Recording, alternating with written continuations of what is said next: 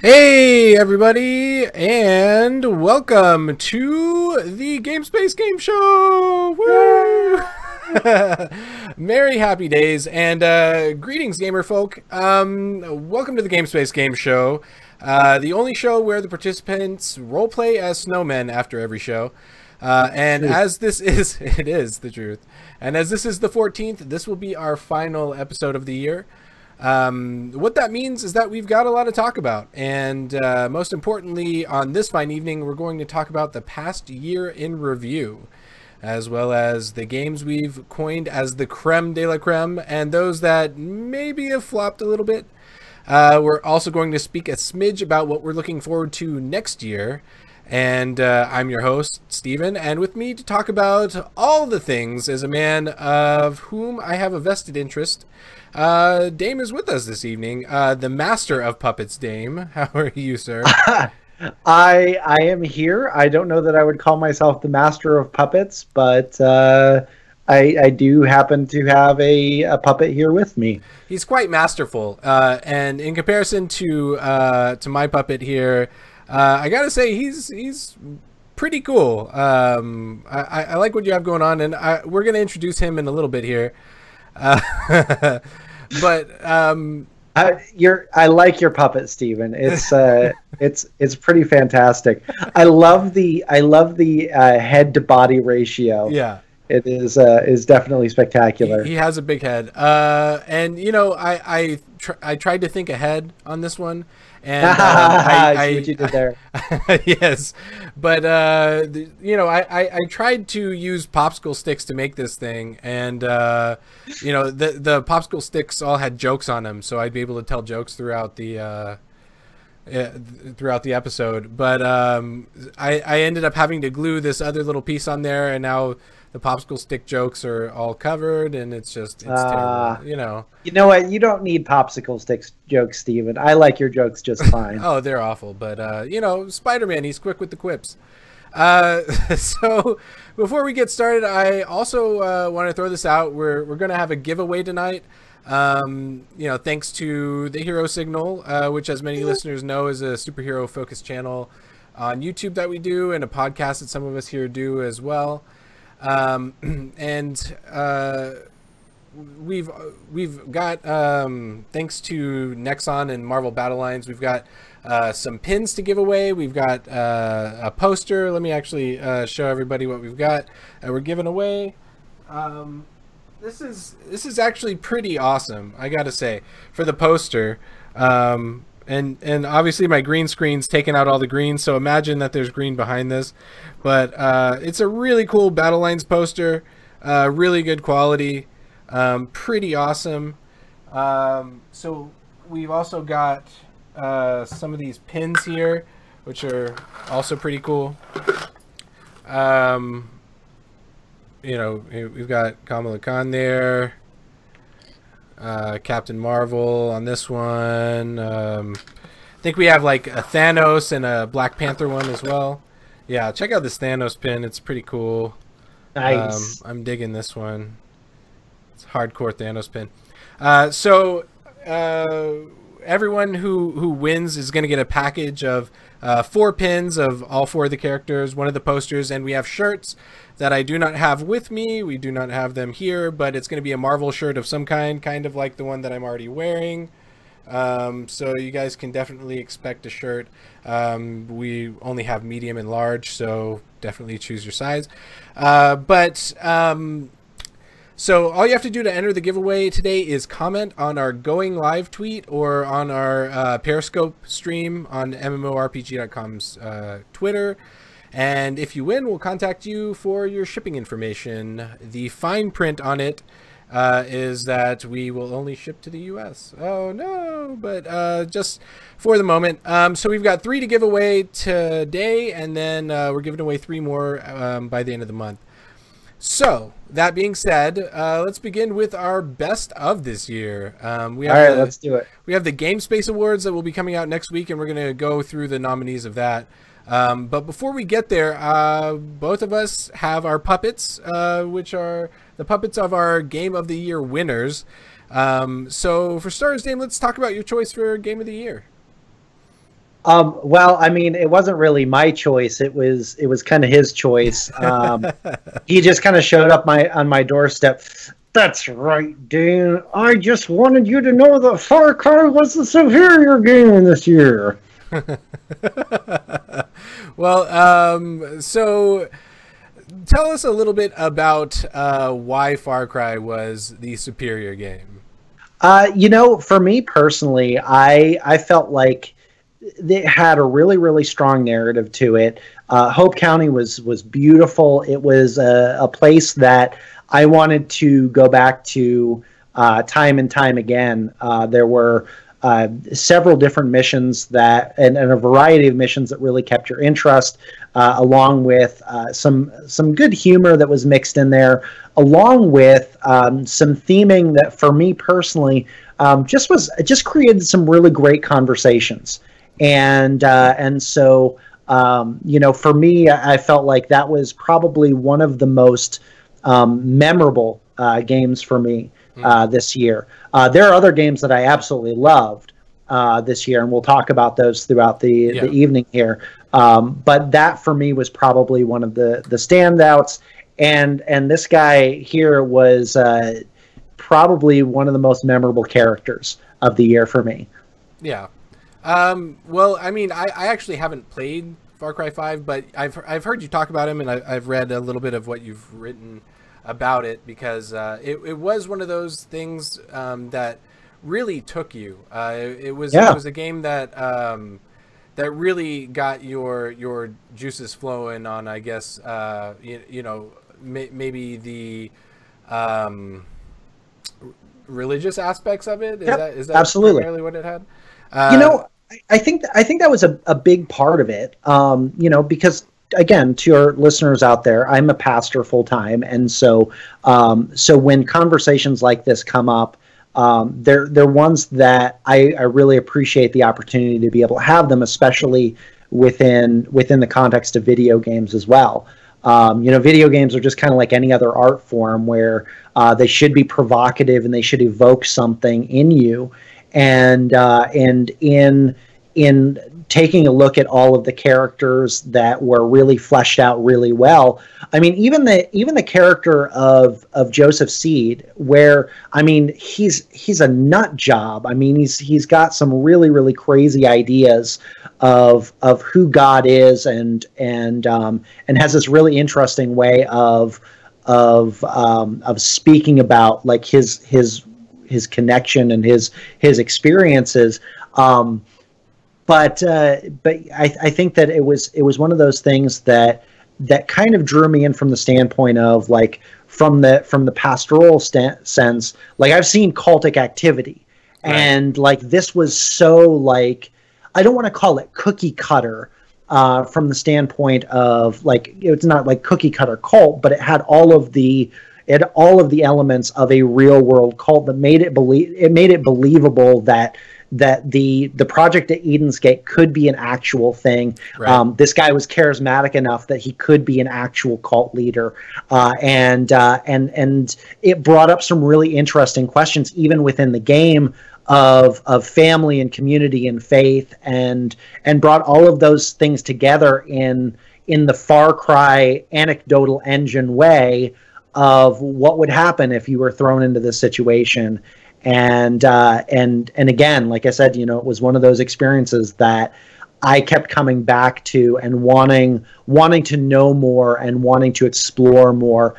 Even on the goofy end of things, like the Clutch Nixon missions, were just kind of out there enough that kind of it broke from some of the seriousness of the narrative to be able to bring some good levity to it. Right. Like you said, you just kind of wanted to revel a little bit in the world, and we're going to get to a little bit about that in a little while too. Indeed. As I know you have more to say on that. Yep. But for this year, many people who know me specifically can already tell that I'm fairly biased towards superheroes, but that's not really why I chose Spider-Man. The Spider-Man on PS4. It's hands down my pick, and it's not just because it's Spider-Man though. it was because the game was just seriously amazing from start to finish. The story was amazing. The movement and combo system, it was completely fluid. Coupled with like a story that's just, it's not something that we've really, I mean, it's similar to what we've seen in Spider-Man's past. Like, they didn't change the character completely or anything like that. But, they developed him a little bit. They went into some of the other characters in ways that we really haven't seen them before.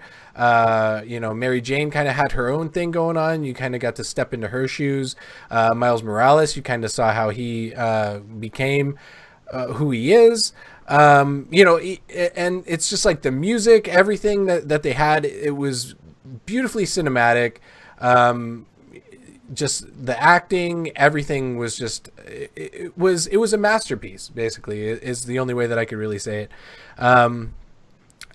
Since we really haven't heard anything thus far on the Avengers project, it's just kind of like it's just one of those things where I kind of have to, give extra props to Insomniac for how they did Spider-Man, and the amount of characters that they put in, and just the way that they portrayed the world, because it was definitely something that you really haven't seen. A lot of times superhero games are very topical, and this one wasn't. It had all the heart. It had pretty much everything that you'd want from a superhero game, and they really knocked it out of the park. So yes, for me, Spider-Man is hands down the game of the year.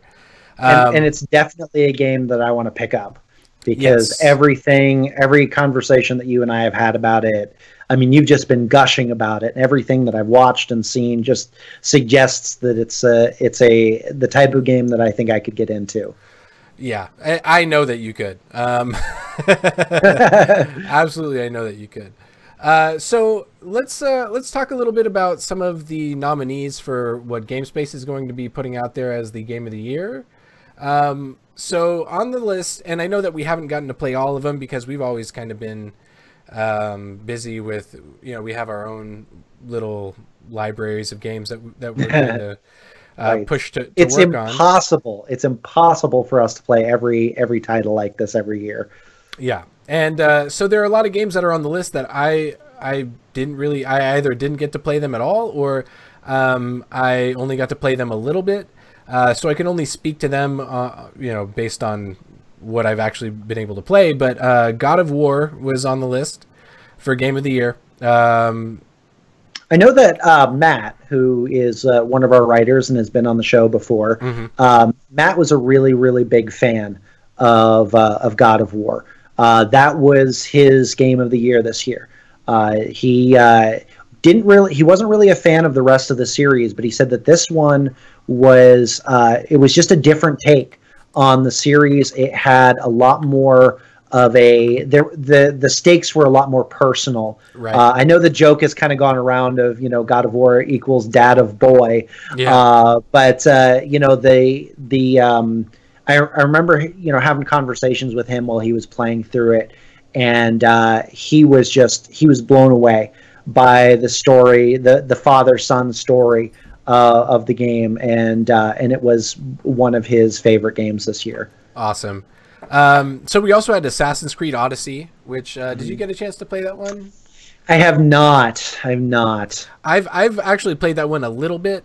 And I will have to say, they did an amazing job. I mean, the world is beautiful. The gameplay is pretty solid.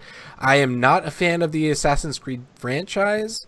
So coming from me saying that, the game fared well, and that I do want to go back and finish it, it does speak volumes to how well they've done, because it never, have you played any of the Assassin's Creed titles before? I have played 2 of the Assassin's Creed titles, and I liked them well enough to complete them, but not enough to say this is a franchise that I need to get every title within the franchise. Yeah, that's completely understandable.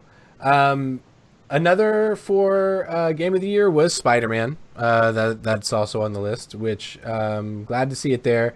Red Dead Redemption 2 Now that one, I think that I'm not going to say it doesn't deserve to be there, but I mean, it's kind of cutting it close. I mean, to the end of the year. I agree.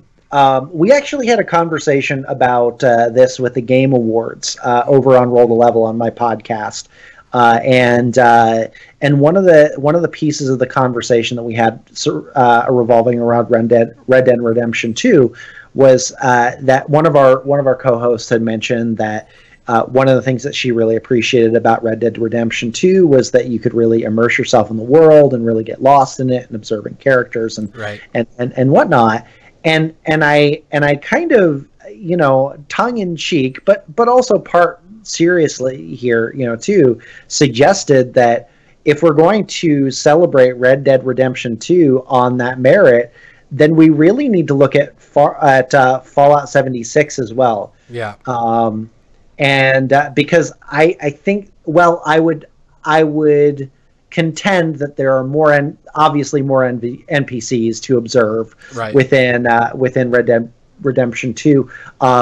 If you are looking at it from just simply the standpoint of getting into the environment and that whole Old West feel of going out and marauding and whatnot, I mean, arguably we've been doing that in Fallout 76. So yeah, there's that. Everything that I've seen from the game makes it look like it would be a fantastic time sink. Mm-hmm. I'm not exactly sure that makes it Game of the Year, though. A lot of sites have nominated it, and some I think may have even have chosen it for Game of the Year. I honestly don't think that it's there, but I will say that what they've done is they've created a game with a strong I guess situational narrative, sort of. Sure. You take you're in that world, you really feel like it. So whether or not you're in a situation how you mentioned in Fallout 76 and everything, I mean, you definitely are brought into that world, but the way that they've portrayed Red Dead Redemption is that there's still some game mechanics there to talk about, but everything just kind of feels like, hey, this is the story, this is how you're living. Everything just kind of lives and breathes like the world, and so I will give them kudos for that. But I mean, Game of the Year, I think whenever it comes to talking about a Game of the Year, you kind of have to see if it lasts the test of time, and since it's so fresh on the market, it's like, this is new, this is something different. Let's talk about it in maybe a couple months. Is it gonna hold that same weight at the end of the year? And I really feel like trying to, it's almost unfair to games releasing during the holiday season to select a Game of the Year. Well, I should say it's unfair to games at the end of the year and the beginning of the year, because again, on the end of the year, you have games that are just releasing and just getting their traction, and either have the detriment of being buggy on release, and not given the opportunity to prove themselves, or you have games on the front end of the year that have released and been forgotten, even if they've been lovingly cared for throughout the year. So it's category. This is kind of the tough part of categorizing things like this. But what's interesting, and I want to kind of move to the next one on the list here, which is Fortnite, which is not really surprising that it's on this list. But I would suggest this. I'm not a fan of battle royales. I've never really. It's just not my jam. Right. But it's really hard to argue against the cultural significance of Fortnite in 2018. Yes. It is by far the largest and best known title because it's so accessible to so many people. Right. Now, I don't know that necessarily makes it Game of the Year, but it would be hard to argue against, and there really is not a whole lot of denying the significance of it within the proverbial game space of 2018. Well, it's an interesting point because most popular doesn't always hit the list of best. Yes. And you know, we've seen that in movies a lot as well, because me as a mega fan, the Avengers movies have topped the top of the top of the top of how much money they bring in, their popularity. But whenever it comes down to winning awards, you don't really see the Avengers up there at the awards shows. But at the end of the day, it's popular, and Fortnite is popular. It has a lot of cultural significance, like you mentioned. They've shifted a lot of perceptions on video games, I think, primarily because a lot of the kids now are kind of taking what Fortnite is outside of the game. It's not just as a game now. It's like it's a whole thing, It has the same kind of traction that we saw that Minecraft did whenever that took off. Yes. Now there's Minecraft toys, there's like a Minecraft TV show, it seems like it gets to a certain like point and then it just like it's gone. So Fortnite being game of the year though, I mean, it's no Far Cry. Well, it's not my game of the year. That's true. It's no Spider-Man either. Yeah, it's no Spider-Man. It definitely is not. I mean, I couldn't even tell you what the story in Fortnite is, and I own it. But not saying that all games need a story. Fallout 76 in that sense. But Yakuza 6 is on the list, which is a game I haven't had the pleasure. I haven't really heard much about it either, honestly. I have not played any of the games in the Yakuza series. Yeah. I understand that people who really love them, but it's never been a franchise that I've gotten into. Octopath Traveler. Did you get a chance to play that? I wanted to. Yeah. As a fan of the 90s JRPGs, I mean, I cut my teeth on those things, man, and I love them. I never got a chance to pick up Octopath Traveler though. From everything that I've seen, the art style, the music are gorgeous and stylized. My understanding is that it's a fair bit repetitive and doesn't really lead much of anywhere. Right. So that's a bit disappointing and a little bit of a deterrent for me to pick it up, because if I'm going to invest that kind of time in a story like that, I want it to go somewhere. I want what I do to matter, or I want it to matter within the context of the narrative of the game. Yeah. I think that the Octopath had a huge impact on a lot of people, but I almost wonder how much of it making it on lists like this is purely because of nostalgia, and it's something. It's something that's hyped because of nostalgia. That doesn't necessarily mean that it's a bad game. Oh yeah, But I mean, I've heard nothing but good things. The reviews have been pretty stellar on it as well across the board, from what I've seen.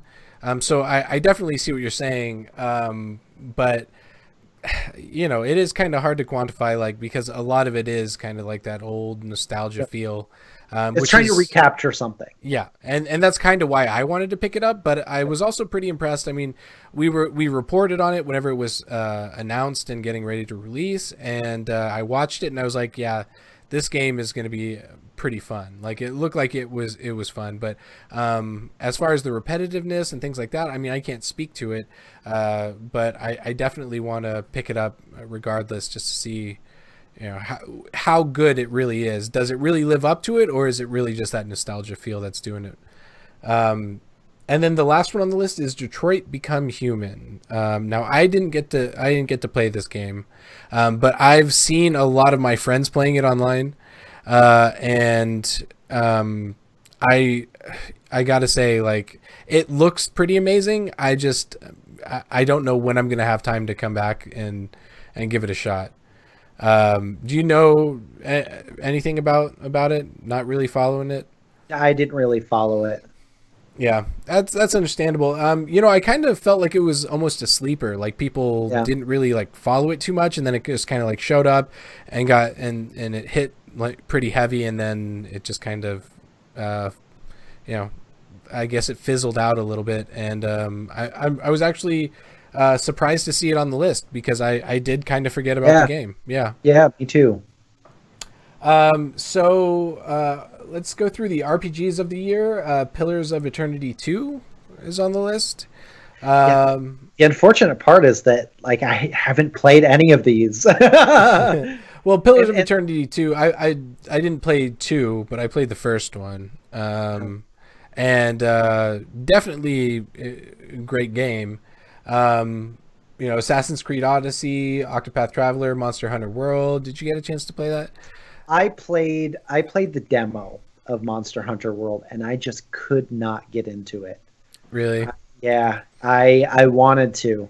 As an RPG, though, I don't feel that it's. I mean, I know it has some of the RPG. It has RPG elements, yeah, but as a traditional RPG, I'm not sure. It has all of the grind.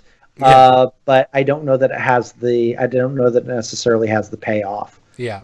Well, I mean, to me, it doesn't feel like it stands in the same as like Dragon Quest 11 or Pillars of Eternity 2. Just for the sense of like, those are like RPGs as you would, you know, think of them when you think of an RPG. Like those are, you know, pretty much the cut of the molded RPG. Well, I would almost say the same thing for Assassin's Creed Odyssey as well. Yeah. Like, is it a true RPG, or does it have RPG mechanics to it? It does have some, yeah. Yeah. So that's that again. The category might be bleeding over a little bit in the games. It's a little muddied because like these same ones are showing up in Action Game of the Year, you know, like maybe it's just nowadays with all the merging of genres, it's hard to quantify exactly where some of these games would be. And we've also seen like with the Game Awards, like sometimes games kind of sweep several different categories. And honestly, I don't really think that's, I don't like seeing that. Where like one game can encompass everything. It's like if Mario Party came out and had a little bit of everything that just happened to be so good that it could take every single category because it's got, you know, I mean, not saying that would ever happen, even though Mario Party 8 is on a nominee for Game of the Year for Family category. But, you know, it's just like one of those situations where like sometimes games do that, where they kind of fill different roles, and I'd like to see something kind of be a pillar of a certain area, you know, like this is like the quintessential shooter, this is the quintessential RPG, you know, this is the RPG that RPG fans would love you know, to play. And I don't know how much of that is a direct reflection of the industry itself, or just kind of us as gamers looking for like that nostalgia trip, like with Octopath Traveler or what. I will say in action games that it's really funny to see like God of War and Spider-Man and Assassin's Creed, and even all of the ones that we have in here, and Dead Cells alongside of that. And hands down, I would suggest that Dead Cells is the best out of that game, out of that category for action games. It was a stunning game this year for me. I thoroughly loved it. As somebody who really, really enjoys the Metroidvania format, it was for me one of the top games within that kind of action category for me. Now, game that's not on this list, that big sleeper indie game that really deserves a second look, and if you didn't get a chance to play it this year, I would highly recommend that you do. It's a game called Iconoclasts. And it's a side scroller Metroidvania style game.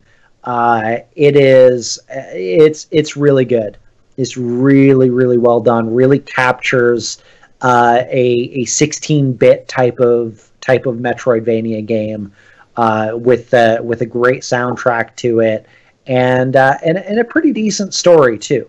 Right. Very, very unique game. Well, that's definitely something that I would like to see on maybe a different list that we put together of games that people may have missed that they shouldn't have for the year. I did see that list. Yeah. But we've got a lot of stuff on this list, and we're not going to be able to get through them all because we do have a limited amount of time.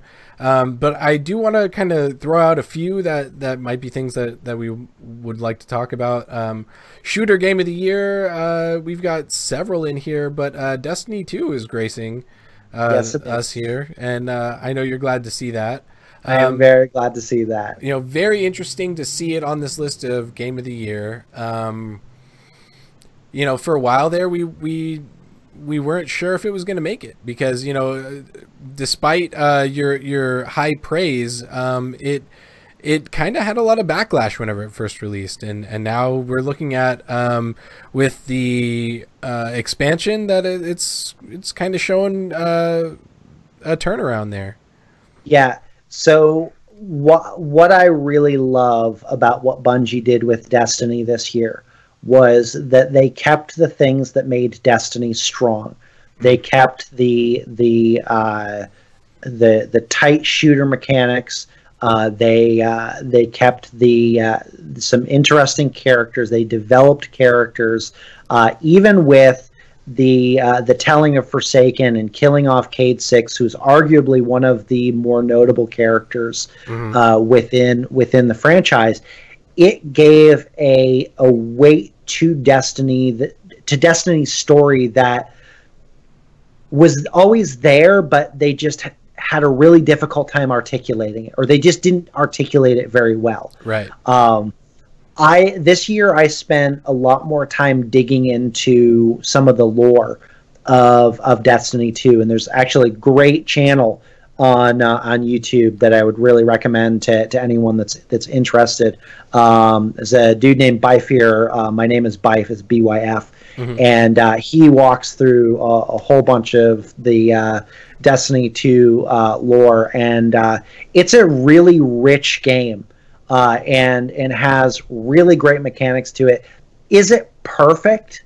No. They've made some missteps with it,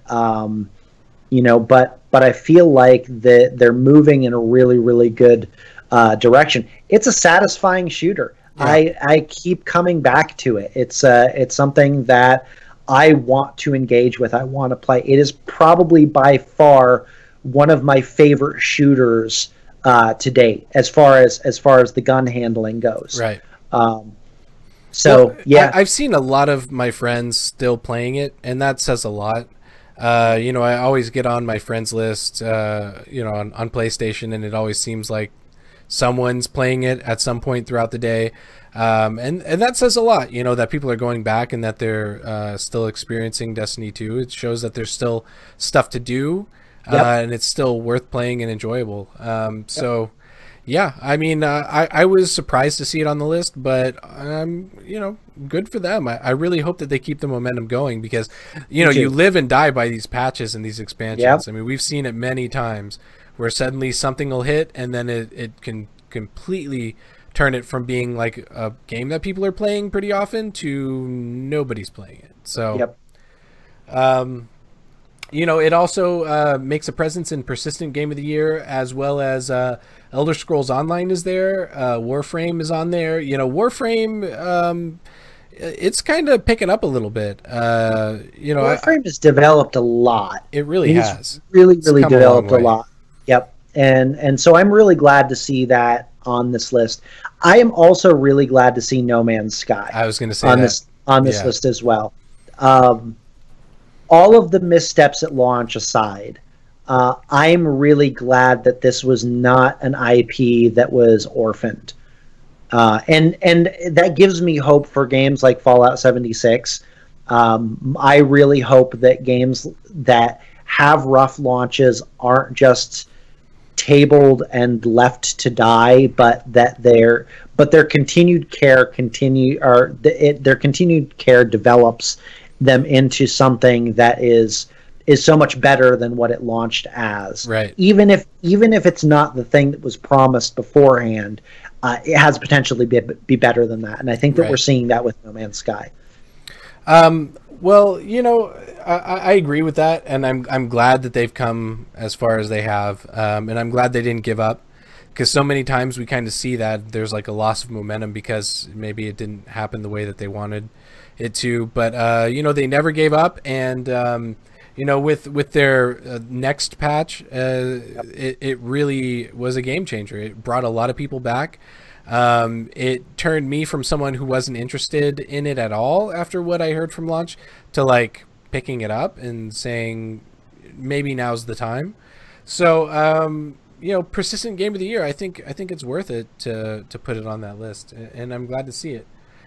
We've got several other categories here, but we're not going to have time to go through them all. But luckily for everybody here, it will be, I think next week we're going to put the nominees up.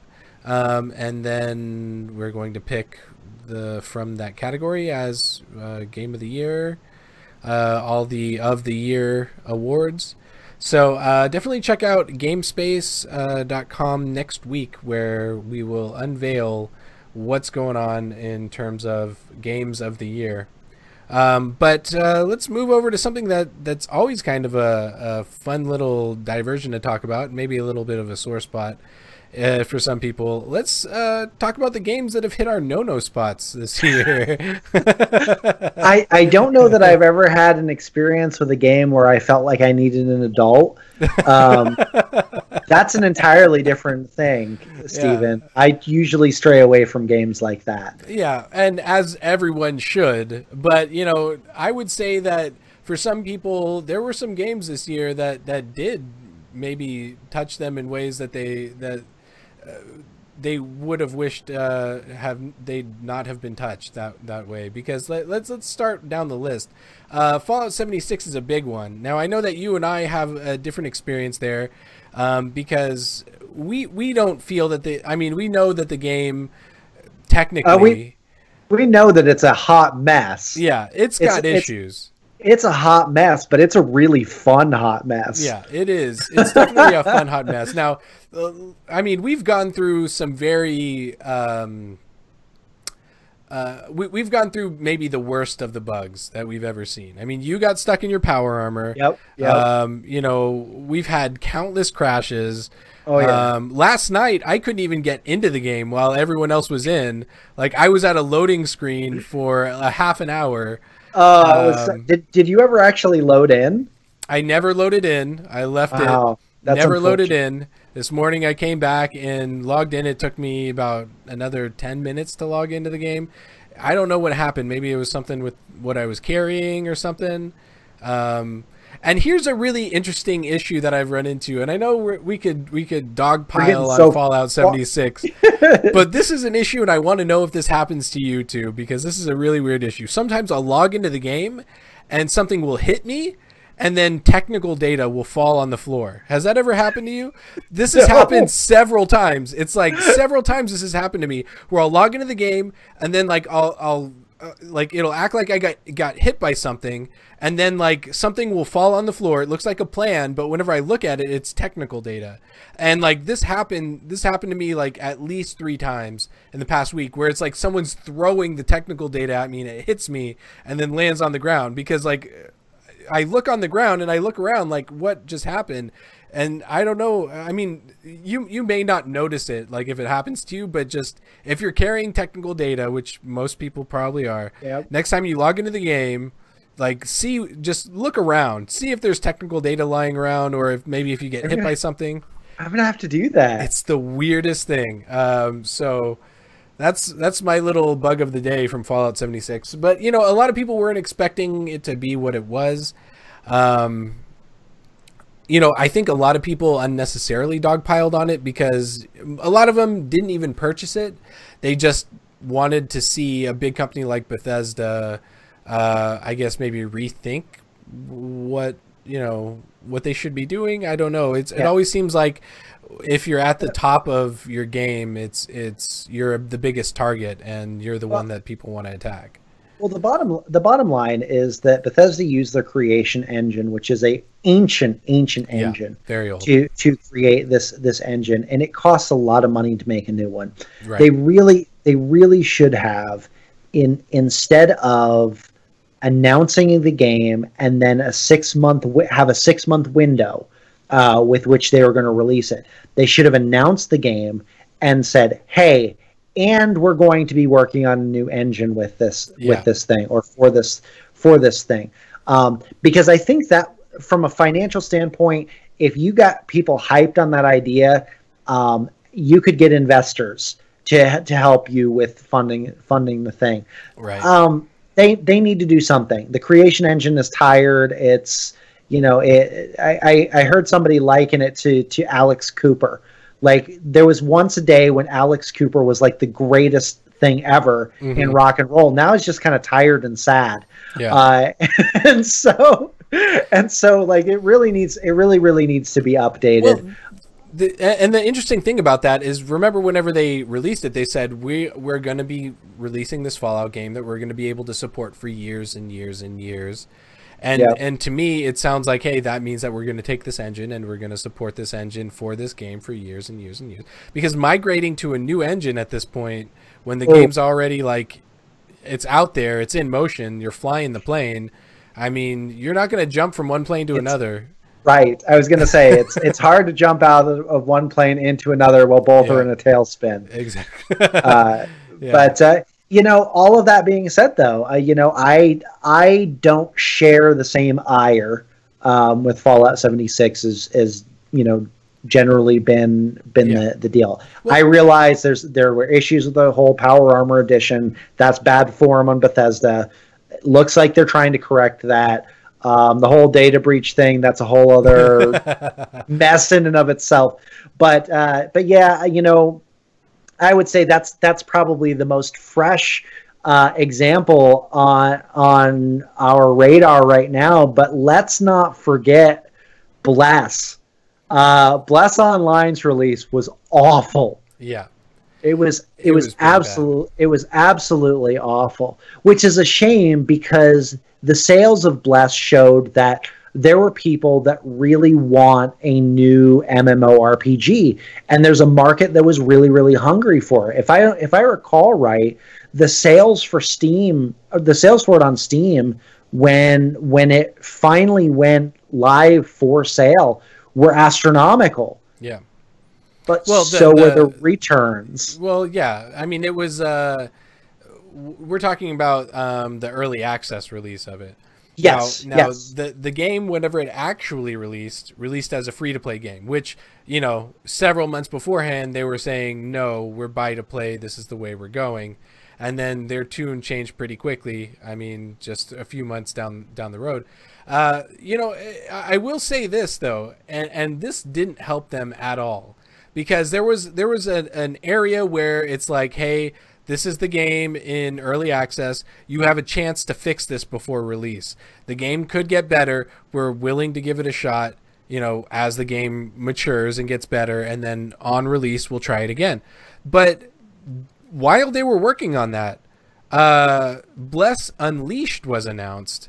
Which is an updated engine, updated gameplay, updated graphics, and all that. And it basically invalidates everything that they were working on. It's like they set up the Western release of Bless to fail immediately, because even before the game released, early access, even before it officially released, we're talking about another Bless that's better in every single way is going to release at some point in the future. So what's even the point? And there seems to be no overlap.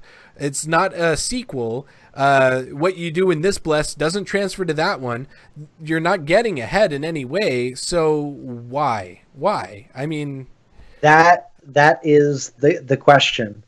And going back to our conversation about Fallout 76, it's why it's very clear in my review that Bethesda needs to avoid that like the plague. Do not announce Fallout 5. Yeah. You will murder You will murder Fallout 76 in cold blood if you do that.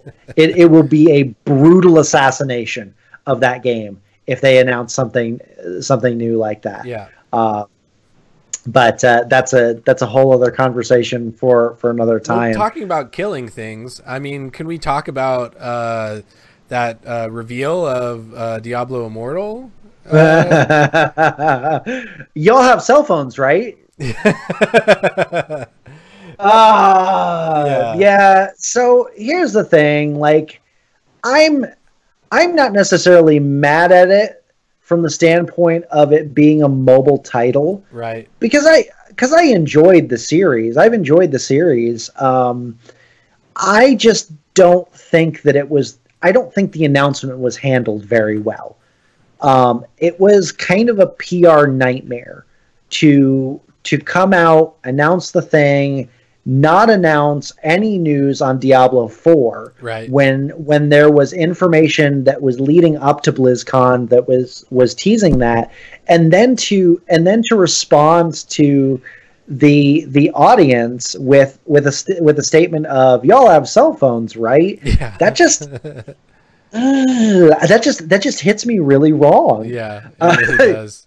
But it's such an awkward thing to like to have happen. It's like, you know, they knew it. And I imagine being in that moment too, like there had to have been something that was like really deflating about being at your biggest annual event and being surrounded by your greatest fans that paid money and traveled to your location to celebrate this thing with you. And then to have that type of response, like, that had to have been so deflating. Yeah. You know, so there's part of me that, like, I've been, again, going back to that, you know, the whole like professional side of you know what I do. Yeah. I've been in some of those situations where I am like sharing in front of a room, or I'm speaking in front of a room, and the response is flat, or or hostile. And so like so trying to figure out, like, as a speaker, like, how do you respond to something like that in the moment? Sometimes you get it wrong. Sometimes you get it really right. Sometimes you get that like mic drop moment of like, it's right there and you slide it in. But that's not what happened. It's not what happened. That is not what happened, unfortunately, at BlizzCon. And the internet is an unforgiving place. Very much so. Other things that may have fizzled a little bit, so we've got to move it along a little bit, but I wanted to bring up just another couple things that I'm a little disappointed on. I want to bring up one as well. Okay. Sea of Thieves. Yeah.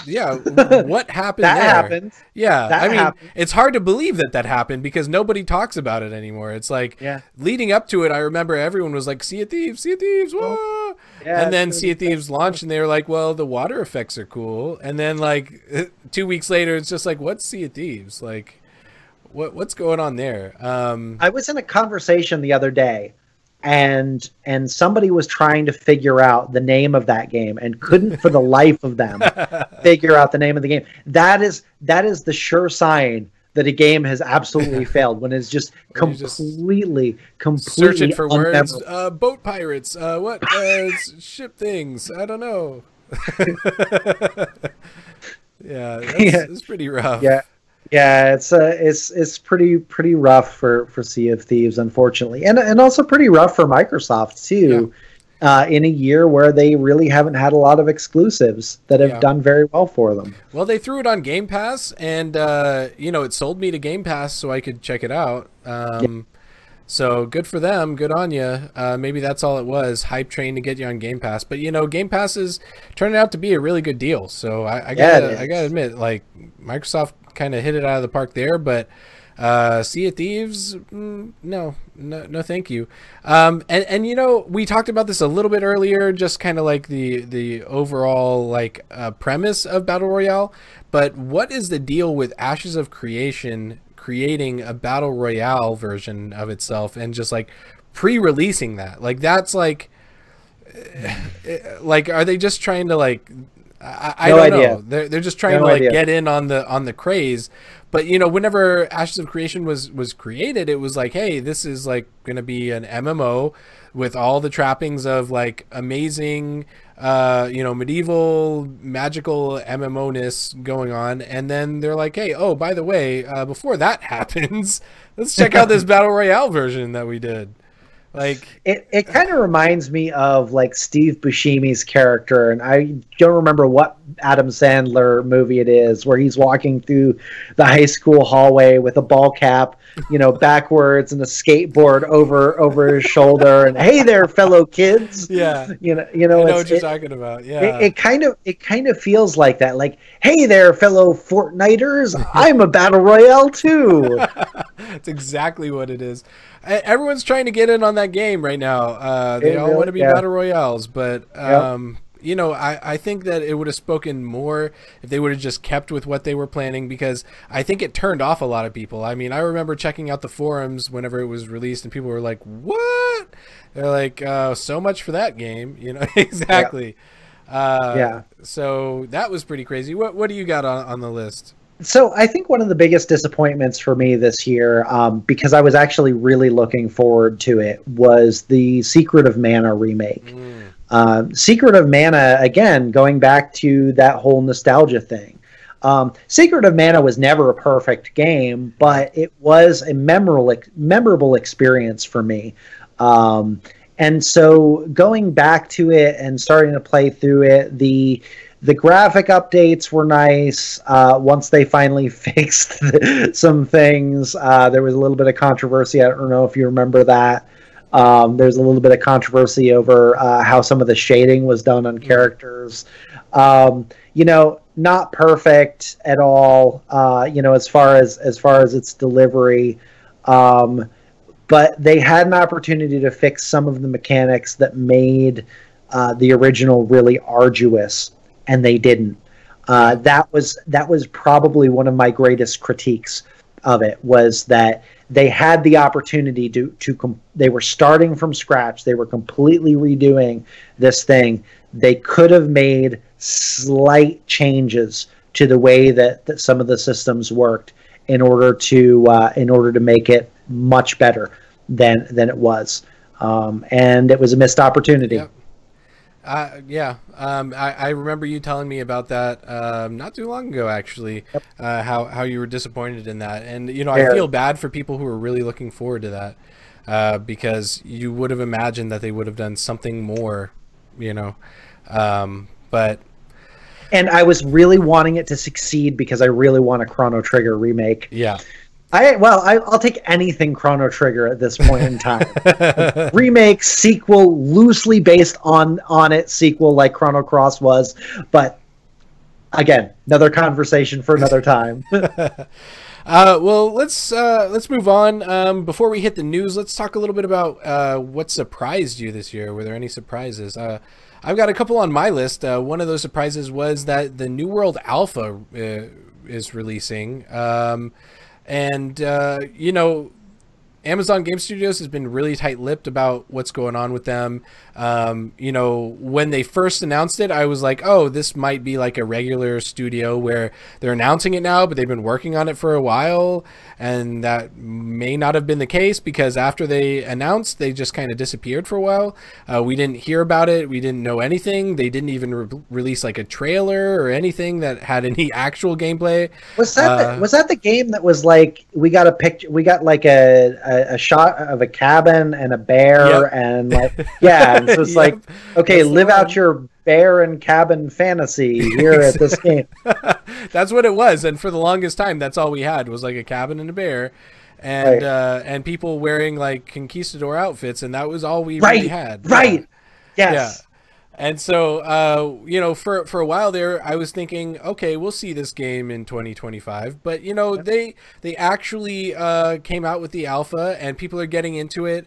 We've had more bear. It's more than Bear Conquistador cabin simulator. It is. There was a news story that was put out not too long ago that some of the footage was leaked to a website of ill manner, I guess you could say. So a lot of people actually got an idea of what the game's like, and from what we understand, while it is very survival based, it's farther along than a lot of people anticipated, myself included. But yeah, I mean, that was really surprising. And it was probably really, really disappointing to the people that were on the platform that were actually watching the video. They were probably watching it hoping for some like more bear and conquistador bear stuff and conquistador action. But no, not this time around. No, not that time around. And the other thing that's on my list is Torchlight Frontiers. I mean, yeah! That came out of nowhere, right? And no joke. It's like it just sprung up like from the ground. It's like, hey guys, Torchlight Frontiers, and now it's like I can't wait to get into it. I know a lot of the people, on our team have gotten to play it. Everyone's freaking out about it. Everyone's looking forward to it. And as a Torchlight fan myself, I can't wait to get into it, and I know that you're really interested as well. I am jazzed for it, man. It's going to be good. It's going to be amazing. It's going to be lovely. Yeah, I would say for me that outside of Torchlight Frontier, I had two major surprises this year. The first surprise was there were a ton of exceptional indie titles this year. This year really, really blew me away with the number of really, really well done, well produced, beautiful, really just great indie titles. Yeah. This year, I know that I played more than I can really list off. I mean, I know I've sung the praises of Iconoclasts and The Station and how many others that have just. I mean, I know Subnautica was on the list. Yeah, Subnautica was on the list. I've heard some great things about it. And if you haven't already, over on the Epic Store on PC, you can get Subnautica for free right now. So you should do that. Yes. Merry Christmas to you from Epic, not from us, because our Christmas presents are going to come in the form of giveaways. Exactly. So thing number one, that, like I said, big surprise, all of the indie titles, exceptional indie titles. Thing number two has to do with this guy over here, that we're getting Far Cry New Dawn! We're getting a direct sequel to Far Cry 5, which is something that's never happened in the Far Cry series. The great thing is it's a standalone experience. So even if you don't have Far Cry 5, it's not an expansion, so you don't have to buy Far Cry 5 to get New Dawn. I'm ready for that. I'm excited for that. So well, I'm really eager to see them build upon the world that they built in Far Cry 5. And I can't wait to. And that came out of nowhere. I know. It really did. Absolutely nowhere, and it's coming out in February. Which is just around the corner. Here's something else that kind of came out of nowhere that I know that you and I are both watching very, very closely. The Outer Worlds, man. Yes. Obsidian I mean, they basically Far Cry? Yeah. Sorry, I mean Fallout. Yeah, they pretty much just showed up with a slap in the face. They're like, hey, you guys are having some trouble? Well, look at this. Bam! Hey, guys, remember we made Fallout 2! Or Fallout as well, not Fallout number 2. So that's pretty amazing. I mean, everything that we've seen with that has been awesome. Graphically, story-wise, looks great. It feels like they've really got the world down. So yeah, I mean, new franchise. It looks great. I'm looking forward to it. So we'll see where that goes. Anything else that you're looking forward to that's on the list? I guess another thing that I should point out is which this is kind of straddling the line between something I'm looking forward to and something that kind of rubbed people the wrong way, and that's Marvel Ultimate Alliance 3 being a Switch exclusive. That's true. That was a big one because for me, I own a Switch, And I don't care. Like, I'm gonna play it no matter where it would go. I mean, I love Marvel Ultimate Alliance 1 and 2. I'm gonna be there no matter what. I would buy a console for this game, but I already have a Switch, so I don't have to do that. But other people are like, why Switch? Why is this happening to me? You know, I can't answer that question, because arguably the Switch has been a great console home for ARPGs. Console. Yes, very much so. You look at how well received Diablo 3 was on there. You look at games like Victor Vran that translated really, really well onto there. Yes. And it's just, I mean, and you look at also at the people that are clamoring for Path of Exile to go to the Switch as well. And for the style of game, it feels like a no-brainer. Yeah. That's where it deserves to be. Yep. I think it's a smart choice. It's definitely a smart choice if you're going to choose an exclusive. The Switch is a good place to go. Yep. I feel like it's maybe, as much as it could be said, it's a missed opportunity because it would just sell extremely well on all consoles. You know, if I had a choice of where I would want to play it, the Switch would be it. I agree. I find myself playing Super Smash Brothers more and more, you know, handheld style, carrying that thing around. You know, and the more I play it, the more I love it, because, you know, I always used to play the Switch, and you know, it was fun, but I never really liked it on that small screen and everything. But you know, whenever I started playing Super Smash Brothers and I got more exposure to it, it's like I wish I could play more games this way all the time. Yeah. So you know, it's kind of a little bit, I'm waiting for it. I'm kind of not. We already kind of talked a little bit about you know, Square Enix, who's kind of gone dark on the Avengers project. But well, they've gone dark in a lot of things, my friend. Yeah, that's true. So who knows what's going on there? Guess we'll have to wait and see. But let's talk a little bit about the news, because we're already starting to run late into the rest of our show. This is usually where we'd be doing our plugs, but let's hit a couple things. Dame, you mentioned something about Blizzard closing down their esports league for Heroes of the Storm. Yeah, there's some tension going on over at Blizzard with the Heroes of the Storm Pro League for 2019. And they're getting a little bit of heat. Blizzard put out a statement suggesting that they were moving some of their talent to other projects, which leaves the Heroes community kind of feeling like, okay, what's going to happen with our game that we really enjoy? You know, this also comes on the heels of Blizzard selling an XP boost for the entire year. And selling it at a quote-unquote discounted price, and with no refunds because it's a consumable item. Ooh. Yeah.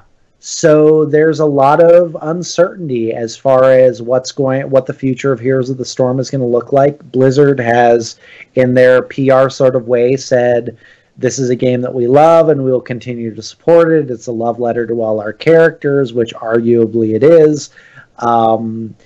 But it's hard to know exactly where things are going to be going with it. It's looking like the esports division is going to be shifted around a bit with that. Well, do you think that this is kind of signaling that they may stop supporting it in the near future? They say they're not, obviously. But, you know, when has a game company ever showed their cards up front and just said, hey, we're just going to close this thing down in a few years, but we're going to phase it out? I think it deserves a wait-and-see approach with this because, you know, Heroes has been around for a couple of years now, and they have done some major things to the game since launch, and it is a free-to-play game. Mm-hmm. Like, there is really zero necessity to buy anything within the game. The in-game rewards come quickly enough, and the in-game currencies allow you to pretty much buy just about anything within their shop that you would want from a cosmetic standpoint or from a character standpoint. So there's really nothing that's gated behind price, other than some playtime, which anything can be earned with playtime in this game. So right. So time, money, which do you want to spend to get the thing? And that's pretty much what it comes down to. Yeah. I've not spent a dime on Heroes, but I love it. I have, it's my go-to MOBA. I don't know. I think that they would be really, they're really missing out on some opportunities to just connect with their players and their professional players, especially. Right. By canceling league stuff, or by not having something that's kind of an in-house support. I think there's probably going to be something competitive with Heroes of the Storm, whether or not Blizzard is the one that's doing it. Right. Yeah. So, and maybe we'll see something like that crop up pretty soon. Yeah. Other thing on the list, the Division 2's first technical alpha is taking place this weekend. This one. Pretty cool. Are you excited for the Division 2? I never played the Division 1, okay. Right. but I do have friends that are planning on getting into the Division 2, and so this may be my entry point. We kind of talked about this whenever we were speaking about another game, but the Division 1 was one of those games that hit hard whenever it first came out, and then it just kind of disappeared. Fizzled. But as for the fizzling, there was a point in its future where it got better. And while one thing that I didn't like that kind of turned me off from the game is I started the game, I worked really hard to get all the top gear, and then like a week later it's like, oh, here's new top gear, and it was like, I'm not going to run this treadmill because I've done that already. Right. I think that's really what turned me off. But then eventually they started adding new stuff. They started they kind of worked out all the little kinks that people had problems with. The way that it played was very good. It's a very good third-person shooter. I'd like to see where it's going to go in the Division 2, and I think we have an interview coming out sometime this next week where I think Chris, our hardware editor, Chris Coke, yeah. He's going to be asking some questions. Some of them are questions that I had, so I'd like to see the answers to those. He's going to be talking to their producer there. So I'm interested to see what's going to be different, and if it's going to be worth my time to do this again. I think that they've learned from their past mistakes. So let's see what they're going to be doing from the get-go this time around. Aside from that, the only other news bit I have is that the Dual Universe Alpha is open to all backers starting December 20th. So I didn't back it, so this doesn't really mean much to me. I have enough trouble in one universe. Well, I have kind of followed the game a little bit. It looks pretty good, but I haven't backed it. So, but this is important for all backers, or I'm not sure if you're still able to back it at this point. There's always a way to buy in at some point. So if Dual Universe is your bag, then maybe you'll want to take a jaunt over there and see if you can hop in December 20th. But that seems to be all the news that we have for this week. So let's move on to plugs. Dame, what do you got going on this week, and where can people find you? Sure. This week I had two reviews. Actually, one review, one first impression that were over there. They are over on GameSpace. You can check those out.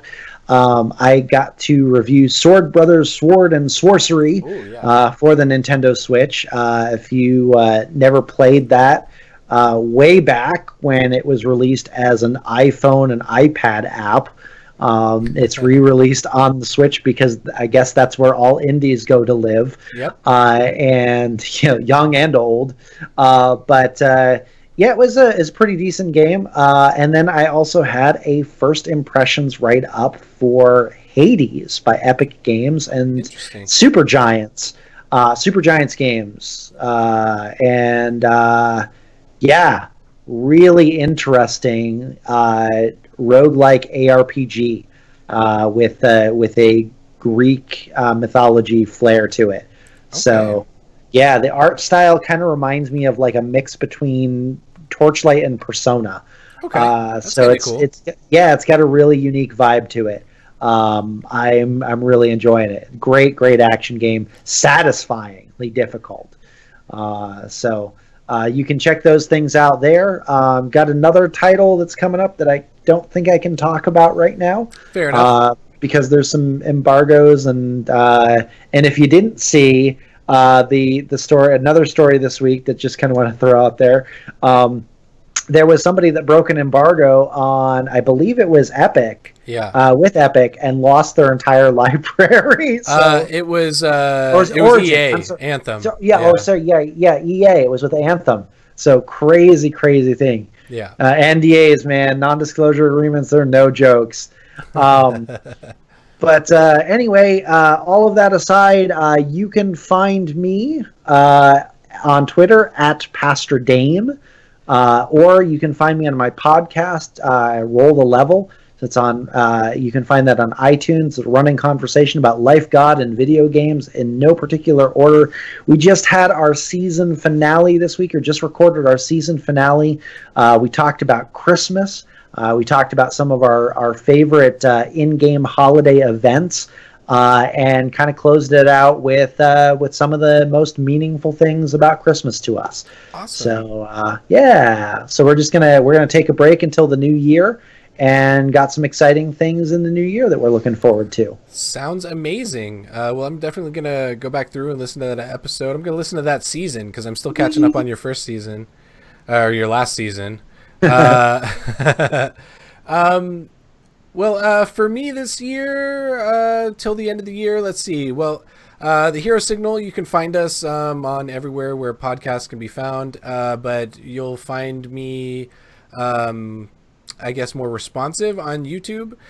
Check out my videos. Right now, I'm working pretty hard on Marvel Battle Line stuff and DC Unchained, so those are going to be the big games, but keep an eye out because I'm going to have a lot of other stuff coming up for this next year. I'm gonna have a lot of Marvel Ultimate Alliance stuff on there. Oh yeah. And then there's some other stuff. We're gonna start getting into doing some reviews over some of the shows that are coming out, and some of our ideas on what's going on with this whole Marvel thing and the Netflix series, because I know that we've got 2 more seasons coming out on Netflix for The Punisher and Jessica Jones, but but there's a lot of sore feelings over the rest of them. A lot of sore feelings, but I mean, I don't think it's going to be a spoiler alert to tell people those shows are not going to last on Netflix either. They're gone as soon as they air.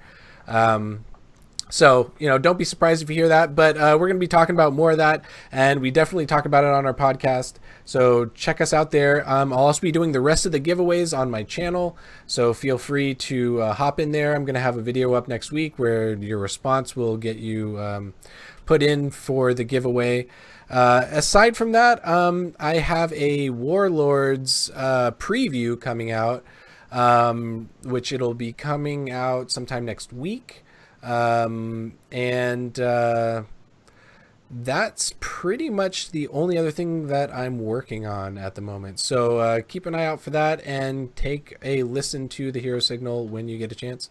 All that said, I think that we've covered pretty much everything we need to cover for this year.